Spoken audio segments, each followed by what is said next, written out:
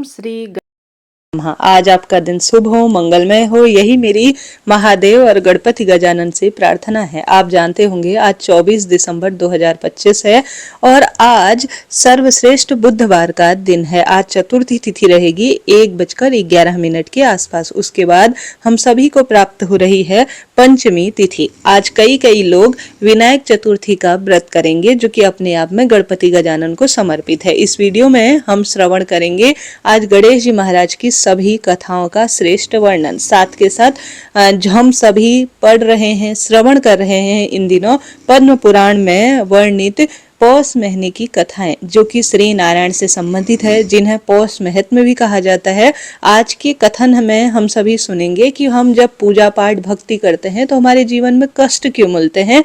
इसका सीधा उत्तर जो है प्रभु जी ने हम सभी को बताया है। तो बस आप श्रवण कर लेंगे तो आपको अति श्रेष्ठ जानकारी इस छोटे से वीडियो में प्राप्त हो जाएगी।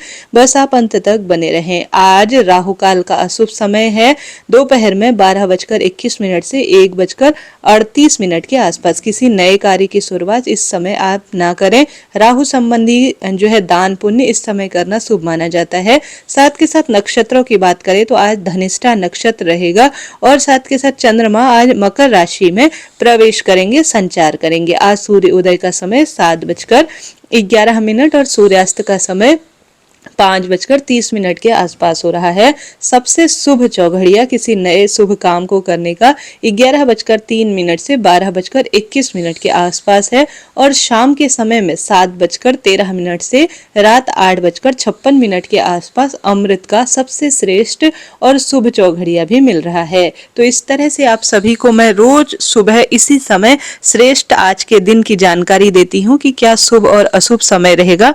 आप सुनते भी हैं, आपका बहुत बहुत धन्यवाद और आभार।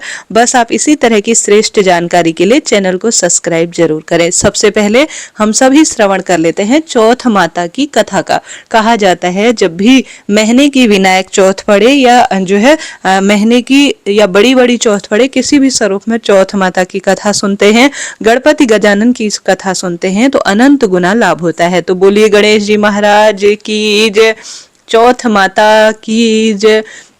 गणपति गजानन की कथा और चौथ माता की कथा अनुसार एक साहूकार के एक बेटा बहू थे। बेटा वह साहूकार दोनों कुछ भी नहीं कमाते थे, बड़े बूढ़ों का धन था, उसी से घर का काम चलाते थे। जब भी बहू घर से बाहर निकलने जाती तो पड़ोसन उससे पूछती आज क्या खाया है। तब वह कहती कुछ नहीं जी, ठंडा बासी रोटी खाकर ही आई हूँ। एक दिन यह बात साहूकार के बेटे ने सुन ली। उसने अपनी माँ को सारी बात बताई और पूछा कि माँ तुम तो बहू को रोज गरम गरम खाना परोसती हो, तो फिर भी यह पड़ोसन से कहती है कि वह ठंडी बासी ही रोटी खाकर आई है।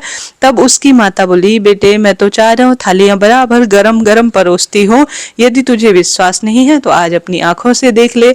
तब दूसरे दिन बेटे ने तबीयत खराब का बहाना बनाया और चद्दर ओढ़कर सो गया। दूसरे दिन बहू ने गरम गरम खीर खांड भोजन किया और बहू नीचे उतरी तो बेटे ने उसका पीछा किया। पड़ोसन ने पूछा आज खाने में क्या खाकर आई हो, तो वापस बहू ने वही बात दोहराई।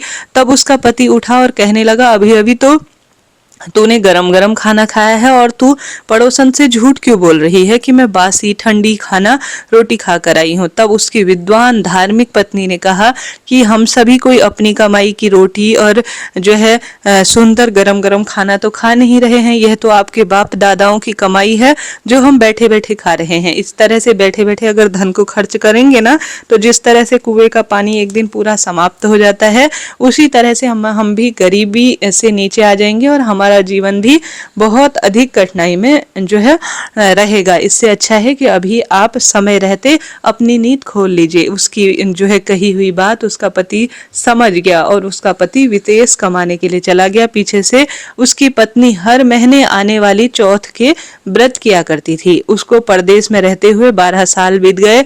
चौथ माता और गणेश जी महाराज ने सोचा अब इसके पति को घर हमें बुलाना चाहिए, नहीं तो इस कलयुग में कौन हमें पूजेगा। चौथ माता और गणेश जी महाराज ने लड़के के स्वप्न में दर्शन देकर कहा कि बेटा तू घर जा, तेरी पत्नी तुझे याद करती है। तब वह बोला कि मैं कैसे जाऊं, मेरे यहाँ बहुत बड़ा कारोबार फैला है। तब चौथ माता बोली कि सुबह एक दीपक जलाकर चौथ माता और गणेश जी का ध्यान करने ला, देने वाले रुपए दे जाएंगे, लेने वाले ले जाएंगे। उसने सुबह उठकर वैसा ही किया और सारा कारोबार एक दिन में ही सिमट गया और वह घर जाने के लिए रवाना हो गया। रास्ते में एक सांप आया और वह आग के पास जाता हुआ उसको दिखा। लड़के ने सोचा यह सांप जल जाएगा। उसने सांप को भगाने के लिए सिसकारी भरी, लेकिन तभी नागराज बोले, हे पापी दुष्ट, मैं तो सांप योनि से मुक्त होने जा रहा था, पर तूने मुझे सिसकारी देकर भजा दिया है यहाँ से, इसलिए अब मैं तुझे ही डसूंगा। तब वह लड़का बोला, हे नागराज, तुम मुझे अवश्य खा लेना, मैं आपको वचन देता हूँ 12 वर्ष बाद अपने घर वालों से मिलने जा रहा हूँ। घर वालों से मिलकर कल रात जो है मैं तुमसे मिलने आ जाऊंगा। अगर मैं किसी कारण से ना आ पाया तो तुम सीधे मेरे घर आ जाना। कल रात आऊंगा जरूर, इस बात को ध्यान रखना। जब पति घर पहुंचा तो वह उदास था। पत्नी ने कारण पूछा तो उसने बताया। तब पत्नी बहुत चतुर थी, धार्मिक भी थी। उसने एक सीढ़ी पर दूध का कटोरा रखा, दूसरे पर बालू मिट्टी बिछा दी, तीसरे पर फूल माला बिखेर दी, चौथी पर इत्र छिड़क दिया, पांचवी पर मिठाई रख दी। इस तरह उसने सातों सीढ़ियों में कुछ न कुछ रख दिया और दरवाजा खुला छोड़ दिया। पलंग पर अपनी पत्नी की चोटी को लटका दिया। सांप आया, पहले उसने दूध पिया, बोला, साहूकार के बेटे, तूने तो आज मुझे बहुत सुख दिए हैं, पर मैं तो तुझे डसूंगा क्योंकि मैं बचनों में बंधा हुआ हूँ। सातों सीढ़ियों में उसने ऐसा ही किया और हंसने लगा। चौथ माता और गणेश जी महाराज तलवार और ढाल बनकर आए और उस सांप के 4 टुकड़े कर दिए। पूंछ का एक टुकड़ा लड़की की जूती में जा गिरा। सांप ने सोचा कि यह जब जूता पहनेगा तब इसको डस लूंगा। तभी वहां आकर 4 चींटियां जो है आ गई। उन्होंने जो वह महिला थी, धार्मिक प्रवृत्ति की थी, उन चींटियों को रोज शक्कर और आटा खिलाती थी, इसलिए उन्होंने खूब उसकी रक्षा की। चींटियों ने उस पर हमला किया और उसकी पूंछ पोली कर डाली। जैसे ही सुबह हुई पूरे कमरे कमरे में खून था।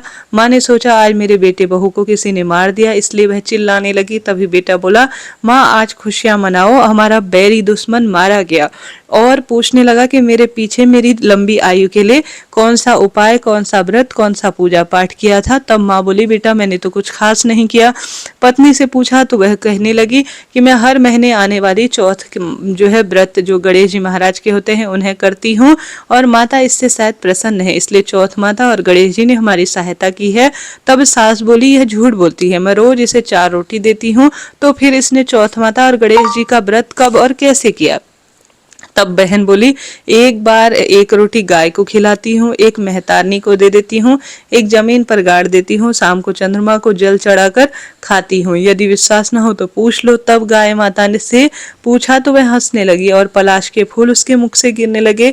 धरती में खोद कर देखा तो रोटियों के 4 चक्कर बने हुए थे, सोने के, सोना चांदी वह उगल रहे थे। महतारी ने पूछा तो उन्होंने भी मेहतरानी से पूछा तो उन्होंने भी हाँ भर दी। चौथ माता ने उसके खूब पति की रक्षा की, उसको पुत्र दिया और उसके घर में अन्न धन के भंडार भरे। हे गणेश जी महाराज, हे चौथ माता, जैसे उसकी रक्षा की, उसकी सब मनोकामना पूरी की, उसके घर में अन्न धन के भंडार भरे, उसी तरह से आज बुधवार चौथ माता के व्रत के दिन जो इस कथा को सुन रहे हैं, हे गणेश जी महाराज, उनकी सबकी मनोकामना पूर्ण करना। प्रिय श्रोताजनों, इस तरह से यह चौथ माता की कथा जो आज सुनी जाती है, जो कि गणपति गजानन की है, मैंने आपको सुनाई। आपका धन्यवाद और आभार। दूसरी आज एक और कथा सुनी जाती है जो कि विनायक जी महाराज की है। आइए उसकी यह सुंदर कथा भी श्रवण कर लेते हैं। कथा अनुसार एक बार भगवान शिव और माता पार्वती नर्मदा नदी के किनारे बैठे थे। वहां माँ पार्वती ने भगवान शिव के साथ समय व्यतीत करने के लिए चौपड़ खेलने को कहा। शिव जी चौपड़ खेलने के लिए तैयार हो गए, परंतु इस खेल में हार जीत का फैसला आखिर कौन करेगा, यह प्रश्न उनके समक्ष उठा। तो भगवान शिव ने कुछ तिनके एकत्र कर उनका एक पुतला बनाकर उनमें प्राण प्रतिष्ठा कर दी और पुतले से कहा, बेटा हम चौपड़ खेलना चाहते हैं, परंतु हमारी हार जीत का फैसला करने वाला कोई नहीं है, इसलिए तुम बताना हम दोनों में से कौन हारा और कौन जीता। इसके बाद भगवान शिव और माता पार्वती ने चौपड़ खेलना शुरू किया। यह खेल 3 बार खेला गया और संयोग से तीनों बार माता पार्वती ही जीती। खेल समाप्त होने के बाद बालक ने हार जीत का फैसला करने के लिए कहा तो उस बालक ने जो है अज्ञानतावश महादेव को ही विजयी बताया। यह सुनकर माता पार्वती क्रोधित हो गई और उन क्रोध में उन्होंने बालक को लंगड़ा होने, कीचड़ में पड़े रहने का श्राप दे दिया। बालक ने माता पार्वती से माफी मांगी और कहा कि यह मुझसे अज्ञानतावश और बालकपन में हुआ है, मैं कोई द्वेष भावना में नहीं किया ऐसा। बालक के ऐसा कहते ही माता पार्वती कहती हैं कि यहाँ पर भगवान गणेश के पूजन के लिए नाग कन्याएं आएंगी, उनके कहे अनुसार तुम गणेश जी के व्रत करो, ऐसा करने से तुम मुझे प्राप्त करोगे। यह कहकर माता पार्वती शिव जी के साथ कैलाश पर्वत पर चली गई। तब 1 वर्ष बाद उस स्थान पर नाग कन्याएं आई तथा नाग कन्याओं ने श्री गणेश जी के व्रत की विधि मालूम करने पर उस बालक से 11 दिन लगातार गणेश जी के व्रत करवाए। उन्होंने बड़ी श्रद्धा भावना से इस व्रत को किया। श्रद्धा से गणेश जी प्रसन्न हुए। उन्होंने बालक को मनवांछित फल मांगने को कहा। उस समय उस बालक ने कहा, हे विनायक, मुझसे इतनी शक्ति दीजिए कि मैं अपने पैरों पर चलकर अपने माता पिता के साथ कैलाश पर्वत पर पहुंच सकूं और यह देखकर वह प्रसन्न हो जाए। तब बालक को वरदान देकर श्री गणेश जी अंतर्ध्यान हो गए। लेकिन बाद में वह बालक कैलाश पर्वत पर पहुंच गया और कैलाश पर्वत पर पहुंचते ही उसने भगवान शिव को संपूर्ण कथा और सुंदर रूप में भगवान शिव और गणेश जी की भक्ति की बात बताई। चौपड़ वाले दिन से माता पार्वती शिव जी से विमुख हो गई थी। अतः देवी के रुष्ट होने पर भगवान शिव ने भी बालक के बताए अनुसार 21 दिन तक श्री गणेश जी के व्रत करे। इस व्रत के प्रभाव से माता पार्वती के मन में भगवान शिव के लिए जो नाराजगी थी वह समाप्त हो गई। तब यह व्रत विधि भगवान शंकर ने माता पार्वती को बताई। यह सुनकर माता पार्वती के मन में भी अपने पुत्र कार्तिकेय से मिलने की इच्छा जागृत हुई। तब माता पार्वती ने भी 21 दिन तक श्री गणेश जी का व्रत किया और दुर्वा, फूल और लड्डुओं से गणेश जी का पूजन अर्चन किया। व्रत के 21वें दिन कार्तिकेय स्वयं माता पार्वती से मिलने आए। उस दिन से ही श्री गणेश जी का यह व्रत सभी मनोकामनाओं को पूर्ण करने वाला व्रत माना गया। इस व्रत को करने से मनुष्य के सारे कष्ट दूर हो जाते हैं और मनुष्य को सभी सुखों की प्राप्ति हो जाती है। बोलिए गणेश जी महाराज की जय। प्रिय श्रोताजनों, इस तरह से यह गणेश जी महाराज की कथा है जो मैंने बताई आपको। आप जानते होंगे आज का दिन चमत्कारी है। हम सभी संपूर्ण श्रेष्ठ कथाओं का रसवादन करेंगे। अब आज गणेश जी महाराज की कथा, जो कि आज गणेश जी का दिन है, तो उन्हीं की कथा का श्रवण कर लेते हैं। मेरे साथ आप सभी भी बोलिए गणेश जी महाराज की जय। गणेश जी महाराज की कथा अनुसार अमर पीहर और अमर ससुराल देने वाले हैं गणेश जी महाराज। कैसे बुधवार व्रत को करने से और गणपति की पूजा करने से एक बहन भाई को हमेशा साथ रहने का वरदान दिया। आइए इस कथा का श्रवण कर लेते हैं। कथा अनुसार एक समय की बात है, एक बहन भाई रहते थे। बहन का नियम था वह अपने भाई का चेहरा देखकर ही खाना पीता खाती थी। हर रोज सुबह उठती, जल्दी जल्दी से घर का काम निपटाती और अपने भाई का मुख देखने के लिए घर जाती थी। एक दिन रास्ते में पीपल पेड़ के नीचे गणेश जी की मूर्ति रखी थी। उसने भगवान के सामने हाथ जोड़े और कहा कि मेरे भाई मेरे जैसा अमर पीहर और मेरे अमर ससुराल जैसा सबको देना। यह कहकर वह आगे बढ़ गई। जंगल की झाड़ियां उसके पैरों में रोज चुभा करती थी। एक दिन भाई के घर पहुंची और भाई का मुख देखकर बैठ गई तो भाभी ने पूछा, पैरों में क्या हो गया? यह सुनकर उसने भाभी को जवाब दिया, रास्ते में जंगल की झाड़ियों के गिरे हुए कांटे पैर में चुभ जाते हैं। जब वह वापस आई तो भाभी ने अपने पति से कहा कि रास्ता साफ कर दें, आपकी बहन आती है तो पैर में कांटे चुभ जाते हैं। भाई ने कुल्हाड़ी पकड़ी और सारी झाड़ियों को काटकर रास्ता साफ कर दिया। गणेश जी महाराज अपने स्थान से हट गए और इधर उधर बिखर गए। यह देखकर भगवान गुस्सा हो गए और उन्होंने भाई के प्राण हर लिए। लोग अंतिम संस्कार के लिए आए। जब भाई को ले जाने लगे तब उनकी भाभी रोते हुए लोगों से कहती है, थोड़ी देर रुक जाओ, उनकी बहन आने वाली है। वह उनके अर्थात उसके भाई का मुख देखे बिना रह नहीं सकती, उसका यह नियम है। तब लोगों ने कहा, आज तो देख लेगी, कल कैसे देखेगी? हर रोज की तरह बहन अपने भाई का मुख देखने के लिए जंगल से निकली। तब जंगल में देखा सारा रास्ता साफ है। जब वह आगे बढ़ी तो उसने सिद्धि विनायक गणेश जी को भी उनके स्थान से हटा हुआ पाया। तब उसने जाने से पहले गणेश जी को एक अच्छे स्थान पर रखा, उन्हें स्थान दिया और हाथ जोड़कर, भगवान मेरे जैसा अमर सुहाग और मेरे जैसा अमर पीहर सबको देना, ऐसी प्रार्थना की और भूल चूक के लिए क्षमा प्रार्थी हुई। भगवान तब सोचने लगे, अगर इसकी नहीं सुनी तो हमें कौन मानेगा, कौन पूजेगा? तब सिद्धि विनायक जी ने उसे आवाज दी, बेटी इसके खेजड़ी की 7 पत्तियां लेकर जा और उसे कच्चे दूध में घोलकर भाई के ऊपर छींटा मार दे, वह उठकर बैठ जाएगा। यह सुनकर जब बहन पीछे मुड़ती है तो कोई भी नहीं होता। फिर वह सोचने लगी कि ठीक है, जैसा सुना है वैसा ही कर देती हूँ। फिर वह 7 खेजड़ी की पत्ती लेकर अपने भाई के घर पहुंची। उसने देखा वहां कई लोग इकट्ठा हैं, भाभी भी रो रही है और भाई की लाश रखी है। तब उसने उस पत्ती को बताए हुए नियम के तहत भाई के ऊपर इस्तेमाल किया। तब भाई उठकर बैठ गया। भाई बोला, बहन तो खूब नींद आई है। तब बहन बोली, ऐसी नींद तो किसी दुश्मन को भी ना आए, और उसने सारी बात अपने भाई को बता दी। तभी से गणेश जी महाराज की सुंदर बुधवार के व्रत की पूजा का विधान बतलाया जाता है। बोलिए गणेश जी महाराज की जय। प्रिय श्रोताजनों, इस तरह से यह आज के दिन सुनी जाने वाली सभी गणेश जी की कथाएं मैंने आपको विदित कराई। आपने सुना, आपका धन्यवाद और आभार। हम सभी इन दिनों श्रवण कर रहे हैं पौष के पावन पवित्र महीने में श्री नारायण की कथाएं। कहा जाता है इस महीने सूर्य नारायण भगवान का पूजन और उनकी कथाएं श्री नारायण जी की सुनी जाए तो बहुत सुंदर परिणाम मिलता है। पद्म पुराण के प्रथम में ही दिया गया है कि अगर आप इस महीने सुंदर रूप में कथाओं का श्रवण करते हैं तो अनंत गुना लाभ होता है। कथा पढ़ नहीं सकते तो कम से कम श्रवण शास्त्रों का किया जाए तो पढ़ने और श्रवण से अनंत गुना लाभ होता है और प्रभु इससे प्रसन्न होते हैं। तो उन्हीं कथाओं का रसवादन आइए कर लेते हैं।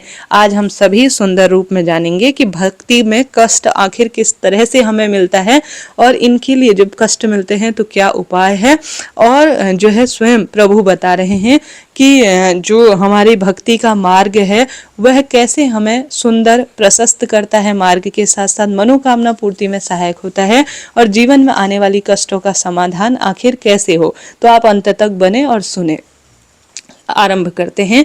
नारद जी ने कहा, बाले तुम व्यर्थ ही अपने को खेद में डालती हो। अहो इतनी चिंतातुर आखिर तुम क्यों हो। भगवान श्री कृष्ण के चरण कमलों का स्मरण करो, इससे तुम्हारा सारा दुख दूर हो जाएगा। उन्होंने कौरवों के अत्याचार से द्रौपदी की रक्षा की तथा गोप सुंदरियों का मनोरथ भी पूर्ण किया। वह श्री कृष्ण कहीं चले नहीं गए हैं। तुम तो साक्षात भक्ति हो जो उन्हें प्राणों से भी अत्यधिक प्रिय हो। तुम्हारे बुलाने पर तो भगवान नीच पुरुषों के घरों में भी चले जाते हैं। सतयुग, त्रेतायुग और द्वापर, इन 3 युगों में ज्ञान और वैराग्य मुक्ति के साधन थे, किंतु कलयुग में तो केवल भक्ति ही ब्रह्म मोक्ष की प्राप्ति का सहायक है। ऐसा सोचकर ही ज्ञान स्वरूप श्री हरि ने तुम्हें प्रकट किया है। तुम भगवत वत्सला और परम आनंद चिन्मय मूर्ति हो, परम सुंदरी तथा साक्षात श्री कृष्ण की प्रियतमा हो।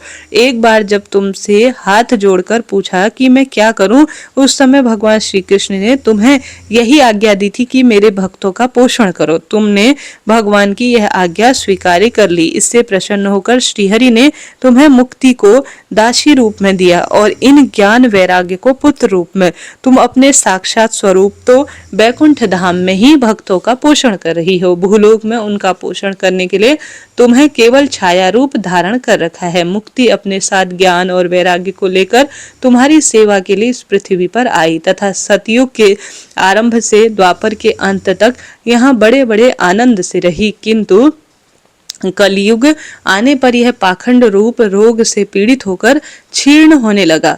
तब तुम्हारी आज्ञा से वह तुरंत ही फिर बैकुंठ लोक की ओर चली गई। अब भी वह तुम्हारे स्मरण करने पर इस लोक में आती है और फिर चली जाती है। इस ज्ञान और वैराग्य को तुम्हारे पुत्र मानकर अपने ही पास रखकर छोड़ा था। कलयुग में मनुष्य द्वारा इनकी उपाक्षा होने के कारण यह तुम्हारे पुत्र उत्साहहीन और वृद्ध हो गए हैं। फिर भी तुम चिंता न करो, मैं इनके उद्धार का उपाय सोचता हूँ। सुमुखी, कलयुग के समान कोई युग नहीं है। इस युग में तुम्हें घर घर में और मनुष्य मनुष्य के भीतर स्थापित कर दूंगा। अन्य जितने भी धर्म हैं उन सबको दबाकर और बड़े बड़े उत्सव रचाकर यदि संसार में तुम्हारा प्रचार न कर दूं तो मैं श्रीहरि का दास नहीं। इस कलयुग में जो जीव तुमसे संबंध रखेंगे वह पापी होने पर भी निर्भयता पूर्वक भगवान श्री कृष्ण के नित्य धाम की ओर चले जाएंगे, जिसके हृदय में सदा प्रेम रूपी भक्ति निवास करती है। वह पवित्र मूर्ति पुरुष स्वप्न में भी यमराज को नहीं देखते। जिनके हृदय में भक्ति भावना भरा हुआ है उसे प्रेत, पिशाच, राक्षस और असुर भी नहीं छू सकते। भगवान तपस्या, वेद अध्ययन, ज्ञान तथा कर्म आदि किसी भी साधन में वश में नहीं किए जाते। वह केवल भक्ति से ही वशीभूत होते हैं। इस विषय में गोपियां ही प्रमाण हैं। सहस्त्र जन्मों के पुण्य उदय होने पर मनुष्य का भक्ति में अनुराग होता है। कलयुग में भक्ति ही सार है। भक्ति से ही भगवान श्री कृष्ण सामने प्रत्यक्ष और अप्रत्यक्ष दर्शन देते हैं। जो लोग भक्ति से द्रोह करते हैं वह तीनों लोक में दुख उठाते हैं। पूर्व काल में भक्त का तिरस्कार करने वाले दुर्वासा ऋषि को इतना कलेश भोगना पड़ा था। व्रत, तीर्थ, योग, यज्ञ और ज्ञान चर्चा आदि भी बहुत से साधनों की क्या आवश्यकता है, एकमात्र भक्ति ही मोक्ष प्रदान करने वाली है। इस प्रकार नारद जी द्वारा निर्णय किए हुए अपने महात्म को सुनकर भक्ति के सारे अंग पुष्ट हो गए। उसने नारद जी से कहा, नारद जी आप धन्य हैं, मुझसे आपकी निश्चल प्रीति है। मैं सदा आपके हृदय में निवास करूंगी, कभी भी उसे छोड़कर नहीं जाऊंगी। साधो, आप बड़े कृपालु हैं। आपने एक क्षण में ही मेरा सारा दुख दूर कर दिया, किंतु अभी तक मेरे पुत्रों को चेत नहीं हुआ है, अतः इन्हें भी शीघ्र सचेत कीजिए। भक्ति के ऐसे वचन सुनकर नारद जी को बड़ी दया आई। वह अपनी उंगलियों से दबा दबा कर जगाने लगे। फिर कान के पास मुंह लगाकर जोर जोर से बोले, ओ ज्ञान, जल्दी उठो, वैराग्य, तुम भी शीघ्र ही जाग जाओ। फिर वेद ध्वनि, वेदांतर घोष और बारंबार गीता पाठ करके उन्होंने उन दोनों को जगाया, जिससे वह जोर लगाकर किसी तरह तो उठ गए, किंतु आंख खोलकर देख न सके। आलस्य के कारण दोनों ही जबाही लेते रहे। उनके सिरहाने सिर के बाल पकड़कर बगुलों की तरह वह सफेद हो गए थे। सारे अंग रक्त मांस से हीन होने के कारण कंकाल प्रतीत हो रहे थे। उन्हें देखकर ऐसा जान पड़ता था मानो सूखे कांठ हो। भूख से दुर्बल होने के कारण वह फिर सो गए। उन्हें इस अवस्था में देखकर देवर्षि नारद जी को बड़ी चिंता हुई। वे सोचने लगे, अब मुझे क्या करना चाहिए, इनकी यह नींद कैसे दूर की जाए तथा यह उनका कैसे बुढ़ापा दूर हो। शौनक आदि इस प्रकार चिंता करते करते उन्होंने भगवान गोविंद का स्मरण किया। उसी समय आकाशवाणी हुई, मुनि खेद मत करो, तुम्हारा उद्योग निश्चित ही सफल होगा। देवर्षि, तुम इनके लिए सत्कर्म का अनुष्ठान करो। यह कर्म क्या है, यह तुम्हें साधु शिरोमणि सतजन बताएंगे। यह सत्कर्म के करने पर इनकी निद्रा और वृद्धावस्था दोनों क्षण भर में दूर हो जाएगी तथा सर्वत्र भक्ति का प्रचार होगा।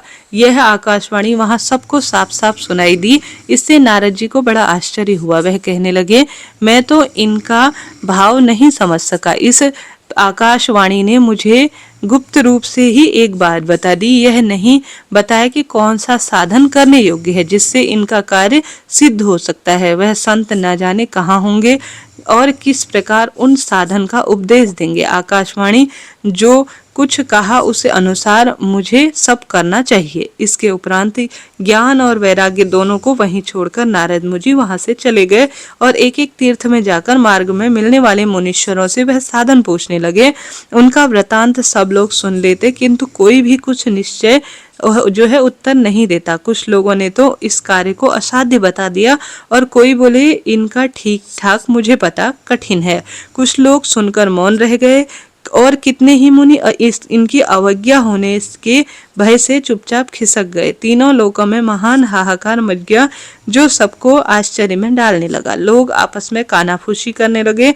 भाई, जब वेद ध्वनि, वेदांत घोष तथा गीता पाठ सुनकर भी ज्ञान और वैराग्य नहीं जाग सका, तो अब दूसरा कोई उपाय भला क्या है।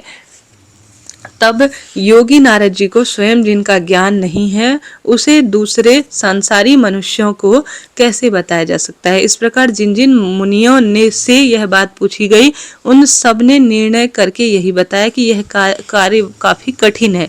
तब सूत जी बोले, जब नारद जी चिंता से आतुर होकर बद्रीवन में गए, उन्होंने मन ही मन यह निश्चय कर लिया कि उस साधन की प्राप्ति के लिए यहाँ तपस्या करूंगा। बद्रीवन में पहुंचते ही उन्हें अपने सामने करोड़ों सूर्यों के बल के समान तेजस्वी शौनक आदि मुनीश्वर दिखाई दिए। तब मुनि श्रेष्ठ नारद जी ने उनसे कहा, महात्माओं, इस समय बड़े सौभाग्य से आप लोगों का मुझे समागम मिला है। कहो, आप मुझ पर कृपा करके अब शीघ्र ही साधन बताओ।